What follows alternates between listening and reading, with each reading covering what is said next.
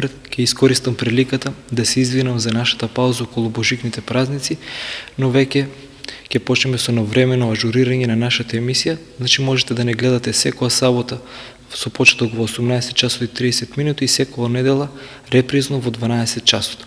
Во оваа епизода ќе го продолжиме нашето предавање за бракот, односно посебно ќе позборуваме за одговорноста на мажот и на жената во бракот. Еве што вели светиот апостол Павле за одговорностите на супружниците.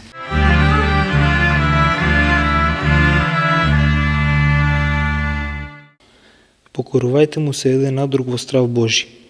Вие жените, покорувајте им се на мажите своји како на Господа, зашто мажот е глава на жената, како што е Христос глава на црквата и он е спасител на телото. Но како што црквата му се покорува на Христа, така и жените да им се покоруваат на своите мажи во се. Вие мажите, сакајте ги жените своји, како што и Христос ја засака црквата и се предаде себе си за неа. Поради тоа, човекот ќе го остави татко си и мајката своја и ќе се придружи кон жената својата, обајцата ќе бидат една плод. Оваа тајна е голема, но јас ви зборувам за Христа и за црквата. И така секој од вас да си ја сака жената своја, како што се сака сами од себе си, а жената да го почитува мажот свој.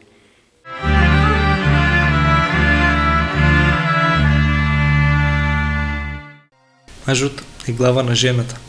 Знаеме дека секоја организација, секоја институција, без оглед дали е црковна, парохија, манастир или слично, или пак световна, банка, предпријатие, училиште, мора да има управител. Така и со успешниот брак.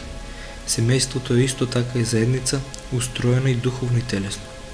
Според Светото писмо и Светото предание, главата во бракот е мажот.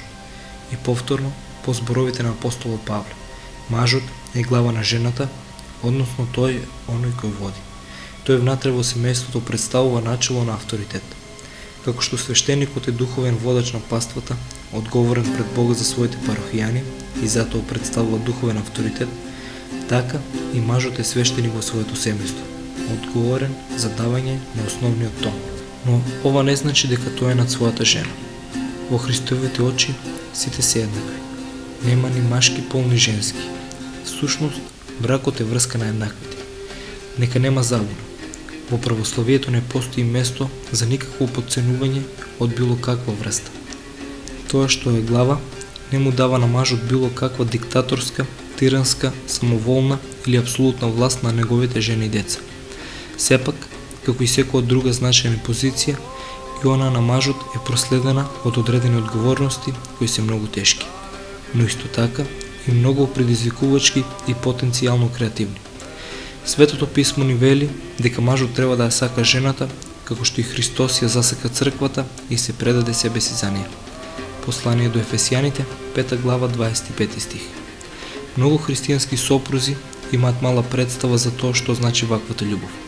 Во светот поимот љубов обично упатува на телесната љубов или на сентименталната, односно романтична.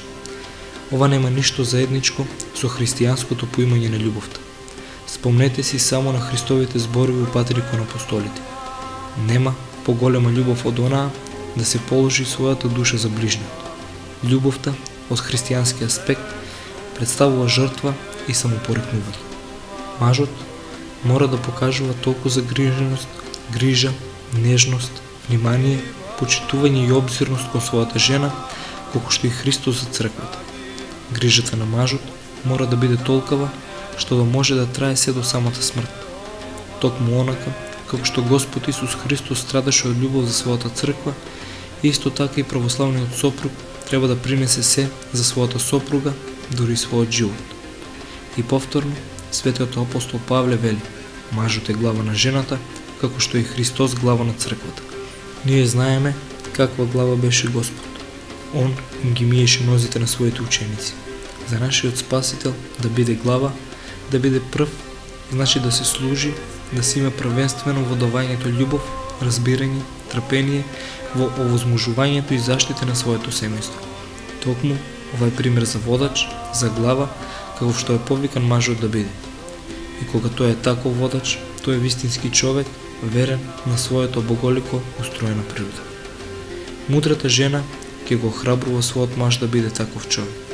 Таа нема да се обидува да преземе таа авторитетна положба за себе. Психолозите тврдат дека гневот што жената го чувствува кон мажот кој дозволил, наместо него таа да биде глава на семејството, е најдлабокиот можен гнев. Така денес се открива дека многу случаи на деликвенција, па дури и душевни болести, доаѓаат од домови каде што мажот не е глава на куќата, не е извор на сочувството, љубов и заштита. Должноста на мажот е да дава љубов на својата жена и на семејството и да не дозволува да му заплашуваат жената. Тој не смее својата сопруга да ја третира како изнајмена слугинка, како што прават многумина мажи. Еве што вели Свети Јован Златоуст во врска со ова. Навистина, човекот може би со страв ќе го приврзе својот слуга кон себе, но не и него го нема, зашто тој ќе бара начин да избегне и да замири. Но ти, својот животен другар, мајката на своите деца, изворот на својата радост, не би требало да врзуваш со страв и закани, туку со љубов и благ карактер. Зашто какво е тоа единство каде што жената се плаши од мажот? И какво задоволство ќе има мажот ако со својата жена општи како со робинка, а не како со сопруга која го сака по слободна волја? Дури и во нешто пострадаш заради неа не ја казнувај, зашто ни Христос не направи така со црквата. Мажи, сопрузи, вистинската љубов започнува тогаш кога даваме од своето на другите. Ние навистина почнуваме да сакаме во христијанска смисла кога ние први даваме.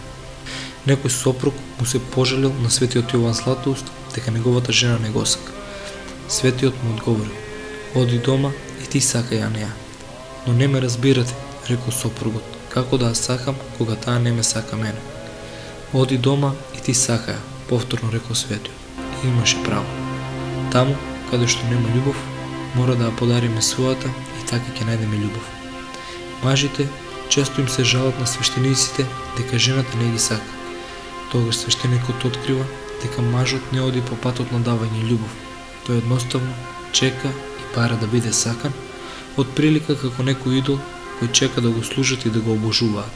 Таквиот маж мора да спознае дека единствен начин за стекнување на трајната љубов во бракот е токму нејзиното давање. Во животот обично го примаме оно што го даваме. Ако мразиме, примаме омраза. Ако даваме љубов, за возврат и ја добиваме љубовта.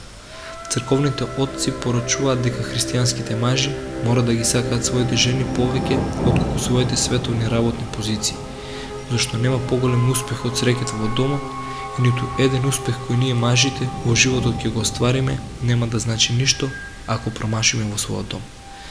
Нашите семејства го заслужуваат најдоброто. Не има премногу мажи денес кои надвор во светот го даваме најдоброто од себе, додека неславото го оставаме за во домот. Од таа причина, црковните отци ни зборуваат дека за најголемата вредност треба да го поставиме трудот кој го вложуваат нашите жени и повеќе сакаме да престојуваме во домот со нив отколку на своето работно место.